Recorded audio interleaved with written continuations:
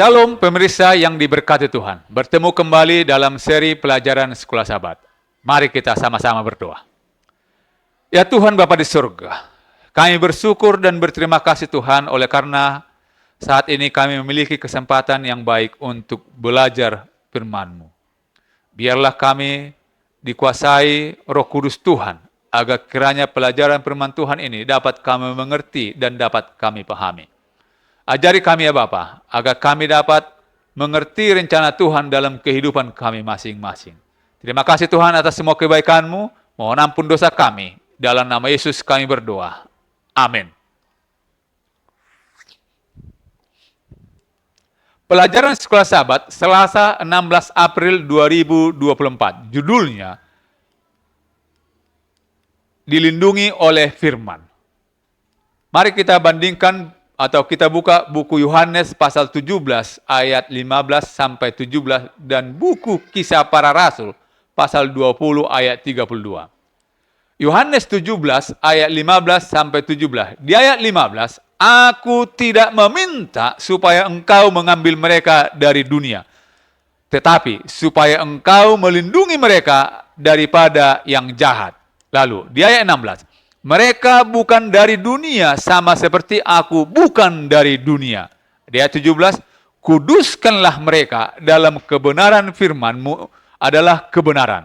Lalu di buku Kisah Para Rasul 20 ayat 32, dan sekarang aku menyerahkan kamu kepada Tuhan dan kepada firman kasih karunia-Nya yang berkuasa membangun kamu dan menganugerahkan kepada kamu bagian yang ditentukan bagi semua orang yang telah dikuduskannya.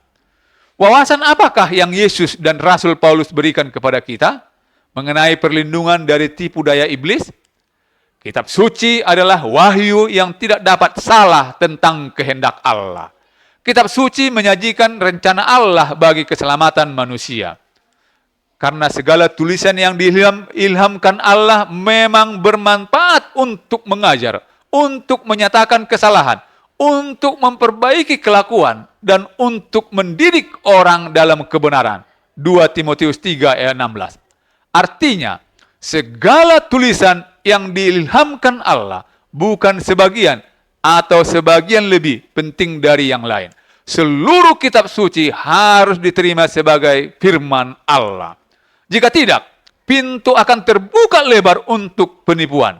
Kitab suci dengan jelas menyatakan kasih Allah yang tak terbatas dalam terang pertentangan besar. Kitab suci juga menyingkapkan khayalan-khayalan iblis dan menyingkapkan tipu dayanya.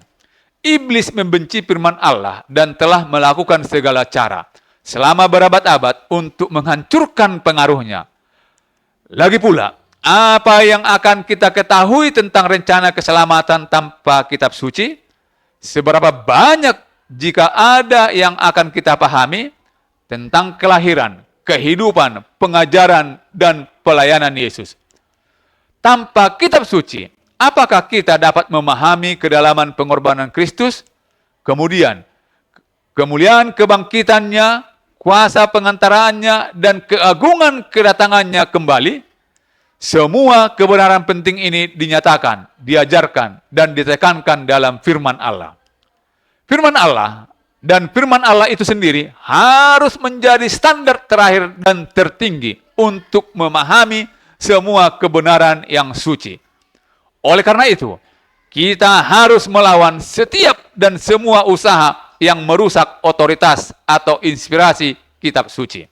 Bahkan, mereka yang mengaku sangat mencintai kitab suci, namun meragukannya bahkan secara halus. Tragisnya, terutama melalui terobosan pemikiran modern, banyak teolog dan orang Kristen yang terlalu berfokus pada sisi manusiawi dari kitab suci. Sehingga kitab suci menjadi perkataan manusia dan bukannya firman Allah. Menurut mereka, kitab suci adalah tulisan-tulisan para raja, gembala, nelayan, imam, penyair, dan orang-orang lain yang membagikan pemahaman dan konsepsi mereka tentang Allah, tentang alam, dan tentang realitas dengan cara yang terbaik yang dapat mereka pahami pada waktu dan tempat mereka. Benarkah itu sekarang? Jika hal itu benar, Mengapa kita yang hidup pada masa kini di abad ke-21 harus benar-benar peduli dengan apa yang dipikirkan oleh orang-orang tersebut? Apalagi menjadikan apa yang mereka pikirkan sebagai pondasi untuk pengharapan kita akan kekekalan? Seharusnya tidak. Saudaraku yang dikasihi oleh Yesus.